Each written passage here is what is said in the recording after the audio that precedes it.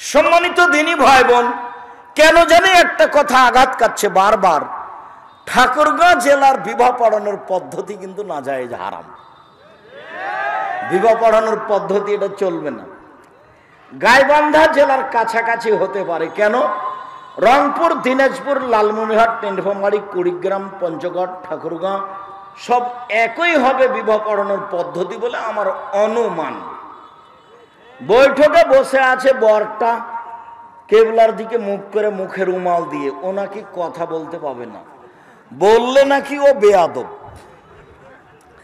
তো রংপুর অন্তর্গত গাইবান্ধা জেলা, যেহেতু আমার শ্বশুরবাড়ি গাইবান্ধা গোবিন্দগঞ্জ, আমিও কোনো একদিন বিবাহের বৈঠকে বর হিসেবে বসেছিলাম। তা আমি মোহরের কথা বলেছি, তেমনি একবারে আমার স্ত্রীর যেটা মামা আব্দুল্লাহর যেটা নানা অর্থাৎ নানির ভাই, একবারে বৈঠকে লাফ দিয়ে উঠেছে, উঠে বলছে বিবাহ তুলে দাও, বিবাহ তুলে দাও।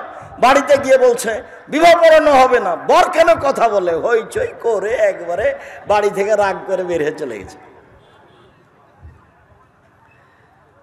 তো বিবাহ পড়ানোর পদ্ধতি 8-10 জন চ্যাংড়া ছুল্লু সব আরো হুজুর যায় মেয়েটার কাছে গিয়ে বলে অমুক নিবাসী অমুক, এত টাকা নগদ, এত টাকা বাকি, তোমাকে বিবাহ করতে এসেছে, তুমি তাকে স্বামী সত্ত্বে কবুল করো। ও তখন বলে যে কবুল করলাম, 3 বার বলাই। তারপরে বিবাহের বৈঠকে আসে, বর বসে আছে, আরো সবাই বসে আছে, এসে সালাম দিয়ে দাঁড়ায়। তখন বসে থাকা লোকগুলি বলে আপনারা কে? তখন এরা বলে আমরা এ বিবাহের উকিল। মেয়ে কবুল করেছে? জি হ্যাঁ কবুল করেছে। আপনারা শুনেছেন? জি শুনেছি। তখন বলে বসেন। তখন বসে, মনে হচ্ছে এক পাগলামি কারবার, হিন্দুদের বিবাহ লেগেছে, কলার গাছের চতুর্দিকে ঘুরে, একবারে নগদ মিথ্যে।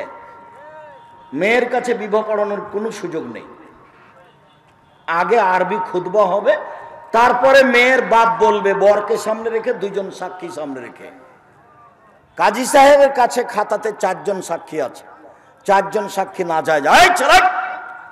4 জন সাক্ষী কোথায় লাগে বলো তো? জেনায়। তো এটা কি জেনার বৈঠক? তো 4 জন সাক্ষী কেন? এটা একটা দ্বীনি ব্যাপার, এখানে 2 জন সাক্ষী লাগবে। আল্লাহ নবী বলছেন লা নিকাহ ইল্লা বিওয়ালিন, বাপ ছাড়া বিবাহ হয় না। লা নিকাহ ইল্লা বিশাহিদাইনি, 2 জন সাক্ষী ছাড়া বিবাহ হয় না। মুহাম্মদ সাল্লাল্লাহু আলাইহি সাল্লাম বলছেন 2 জন সাক্ষী, আর কাজী সাহেবের খাতা বলছে 4 জন সাক্ষী। শরীয়ত এটা নয়। খুতবা আগে হবে, তারপরে মেয়ের বাপ বলবে আমার মেয়ে খালেদা এত নগদ এত বাকিতে তোমার সাথে বিবাহ বন্ধনে আবদ্ধ হতে রাজি, তুমি তাকে স্ত্রী হিসাবে কবুল করো। বর তখন বলবে কবুল করলাম। 2 জন সাক্ষী শুনবে, এর নাম বিবাহ। গুরুত্বপূর্ণ কথা হিসেবে 3 বার বলা যায় আমার মেয়ে খালেদা এত নগদ এত বাকিতে তোমার সাথে বিবাহ বন্ধনে আবদ্ধ হতে রাজি, তুমি তাকে স্ত্রী হিসেবে কবুল করো। ও বলবে কবুল করলাম। আমার মেয়ে খালেদা এত নগদ এত বাকিতে তোমার সাথে বিবাহ বন্ধনে আবদ্ধ হতে রাজি, তুমি তাকে স্ত্রী হিসেবে কবুল করো। ও বলবে কবুল করলাম। এরপরে বারাকাল্লাহু লাকা আলাইকা জামা বাইনাকুম ফি খাইরিন। এরপরে বৈঠক শেষের দোয়া, দুয়ার শেষে বরটা লাভ দিয়ে বলছে আপনারা ওয়ালিমার দাওয়াত। আরে ওয়ালিমা তো হবে বাসর রাতের পরে। ওয়ালিমা কখন হবে? বাসর রাতের পরে। এখন যে বলছে ওয়ালিমার দাওয়াত, এক বিবাহের সাথে যে কত বেদাত আছে, এক ঈদের মাঠে যে কত বেদাত আছে, এক রমজান মাসে যে কত বেদাত আছে, একবারে মনের ইয়াতে সাদ করে বলে নিচ্ছে। আর ইফতার সাহারির খাওয়ার 5 মিনিট আছে, আপনারা তাড়াতাড়ি সাহারি খান, মা বোনেরা আপনারা উঠুন। আর কে যে কি করছে, গাজাল পড়ছে। যদি উমর রাদিয়াল্লাহু আনহু বেঁচে থাকতেন সবার আজীবন জেল হতো। উমর রাদিয়াল্লাহু আনহু বেঁচে না থাকার কারণে সবাই পাপ করার সুযোগ পেয়েছে, মুখ খুলতে পাবে না, শুধু আজান, শুধু আজান। কোরআন মাজিদ পড়তে পাবে না, গাজাল পড়তে পাবে না, বলতে পাবে না। আপনি যে চিল্লাচিল্লি করছেন, অত তো আর একজন যে তাহাজ্জুদ পড়ছে। আমি তো ইমামের সাথে তারাবি পড়ি না, আমি তো নিয়মিত তাহাজ্জুদই পড়ি রাতে, ওই একই সালাত, যেটাই তাহাজ্জুদ সেটাই তারাবি। তা আপনি যে চিল্লাচিল্লি করছেন তা আমার সালাতের কি হলো? কে আপনাকে চিল্লাচিল্লির অনুমতি দিল? আপনার হুজুরও বেদাতি, আপনিও বেদাতি। পুরো রমজানটা বেদাত দিয়ে ঘিরে রেখেছেন। কিসের ইবাদত খামাখা? আপনার খাওয়ার না খাওয়া দুটাই সমান। আপনি ছিলেন রোজা, সিয়াম ছিলেন না। সিয়াম মানে বিরত থাকা, রোজা মানে উপবাস থাকা। 16 আনায় মিছে জীবনটা আপনার, 16 আনায় মিছে। বাবু ও মাঝি, চন্দ্র কেন বাড়ে কমে রে? আমি তো তা বলতে পারি না। দেখি মাঝি তোর জীবন 4 আনায় মিছে, দেখি মাঝি তোর জীবন 8 আনায় মিছে, দেখি মাঝি তোর জীবন 12 আনায় মিছে। বাতাস উঠেছে, নৌকা হিলে উঠেছে। মাঝি বাবু, কি মাঝি সাঁতার জানো বাবু? না রে মাঝি, না আমি তো সাঁতার জানি না।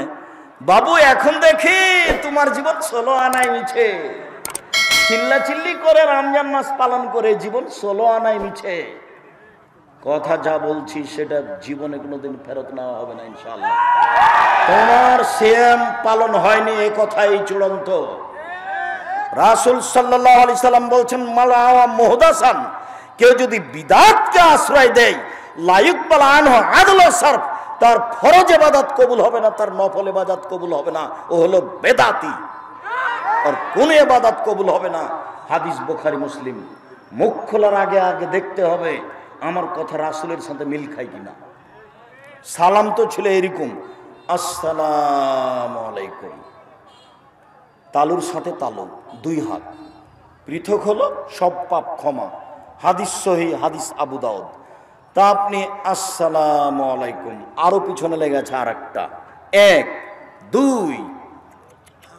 3 বুকে, 4 এরকম, 5 এরকম, 6 পায়ে। কত যে সালাম আছে, একটাও চলবে না। রাসূলকে অপমান করে ইবাদত করে কোনো লাভ নেই। আসসালামু আলাইকুম। করোনা যে, করোনা ভাইরাস হাত নয় ঘোষণা দিয়েছি। আমি আব্দুর রাজ্জাক বিন ইউসুফ, কারো যদি করোনা হয়ে থাকে আমি তার সাথে একসাথে 1 প্লেটে খাবো। কেউ যদি